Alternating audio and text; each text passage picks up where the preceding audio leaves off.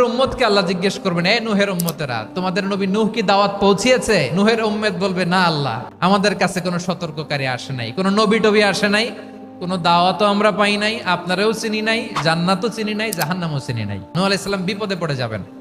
তখন আল্লাহ বলবেন, নূহ তুমি বললা পৌঁছিয়েছো, তোমার উম্মত বলে কিছু পায় নাই। নূহ তোমার কি কোনো সাক্ষী আছে?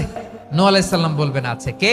উম্মতে মুহাম্মাদি। তখন আমরা বলবো, আল্লাহর নবী নূহ আলাইহিস সালাম তিনি আপনি যা যা বলেছেন ঠিক তা তার উম্মতের কাছে পৌঁছে দিয়েছে।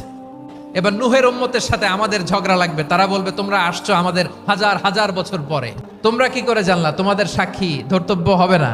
আমরা বলবো, আমাদের কোরআনে তোমাদের নবীর কথা আল্লাহ আমাদেরকে জানিয়েছেন, দিন রাত এক করে তোমাদের কাছে তিনি দাওয়াত পৌঁছেছেন, তোমরা কানের মধ্যে হাত দিয়ে রাখতা, চেহারাটা কাপড় দিয়ে ঢেকে রাখতা, আল্লাহর নবী নূহকে পিটিয়ে ছালা দিয়ে পেঁচিয়ে তোমরা পাহাড়ে রেখে আসতা, সব আমরা জানি।